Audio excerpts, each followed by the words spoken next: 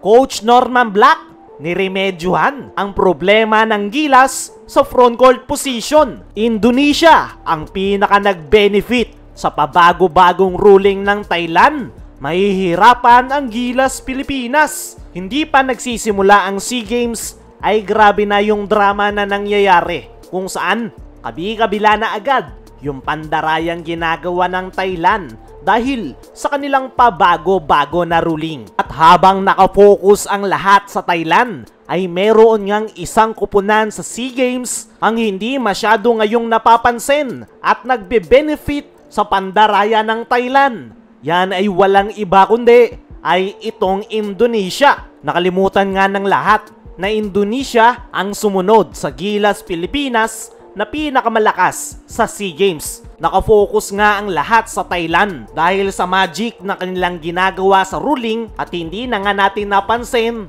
ang Indonesia. At kung titingnan mo, yung kanilang lineup ay meron silang size at veteran presence sa pangunguna ni Abraham Grahita at Andakar Prastawa. Dalawang solid point guard yan ng Indonesia. Veterano at marami ng experience. Tapos, may kasama pa silang 6'10" na batang big man na si Derek Michael Xaviero. Para sa akin mga chong, sa Indonesia pinakamahihirapan ang Gilas Pilipinas. Dahil kung titignan mo yung lineup ni Coach Norman Black, kulang na kulang tayo sa frontcourt position. Pinakamalaking player na natin ay sila Abo Trater at Allen Liwag na may height na 6'6". At kung ikukumpara mo yan sa Indonesia, ay napakarami nilang big man. Kaya naman sa tingin ko mga chong, hindi Thailand ang pinakamagiging problema ng Gilas sa paparating na SEA Games, kundi ang Indonesia. Isa pa, dati na tayong tinalo ng Indonesia sa SEA Games sa panahon noon ni Chot Reyes. Kaya naman, talagang mahihirapan ang Gilas ni Coach Norman Black kontra sa Indonesia dahil kulang na kulang tayo sa big man. At ito ngang si Derek Michael Xaviero yung pinaka magiging sakit sa ulo ng ating national team dahil isa itong 6'10" big man from USNCAA at kasama nga ito noong talunin tayo ng Indonesia noong 2022 SEA Games. Para sa akin mga chong, Indonesia talaga yung pinaka magpapahirap sa Gilas ngayong SEA Games at sila rin yung pinaka nag-benefit sa pabago-bagong rules ng Thailand dahil nasira yung original lineup ni Coach Norman Black. Samantalang ang Indonesia ay wala masyadong nabago at talagang pinaghandaan nila ang ating national team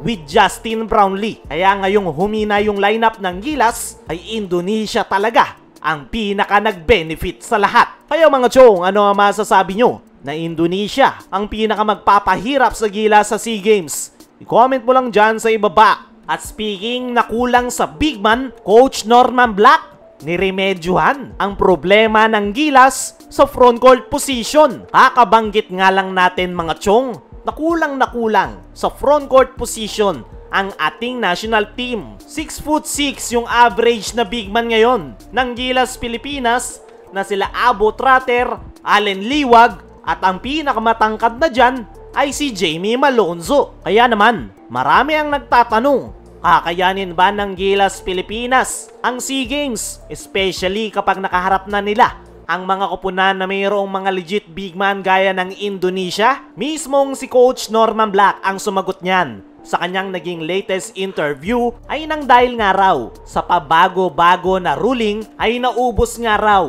yung option ni Coach Norman Black pagdating sa frontcourt position. Yung mga kinuha niya nga lang daw ay yung mga players na pasok sa ruling ng Thailand at wala nga daw silang magagawa dyan kundi mag-comply sa ruling na ibinaba ng Thailand. Limited nga lang din daw yung kanilang preparation. Kaya naman, ang ginawa ni Coach Norman Black ay mas magfo-focus nga daw sila ngayon pagdating sa depensa. Depensa nga raw ang pinakamadaling ituro sa lahat. Kaya naman, yan nga raw yung kanilang naging focus sa kanilang team practice. Ayon nga dyan mga chong, ay talagang naapektuhan ang Gilas Pilipinas sa dirty tactics na ginawa ng Thailand. Inubos yung kanilang mga players, kaya naubusan na rin ng panahon si Coach Norman Black para makapag-practice ang kanyang Gilas Pilipinas. Ang maganda dito kay Coach Norman ay hindi nga siya sumusuko. Kahit kabi-kabila na yung panggigipit na ginagawa ng Thailand, ay ginawan niya pa rin ng paraan. Kulang man sila ngayon sa big man, ay ang solusyon dyan ni Coach Norman Black ay sisipagan na lang daw nila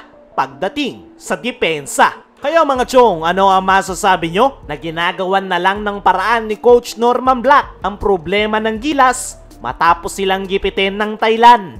Ano rin yung masasabi nyo na Indonesia ang pinakamagiging problema ng Gilas ngayong SEA Games? I-comment mo lang dyan sa ibaba.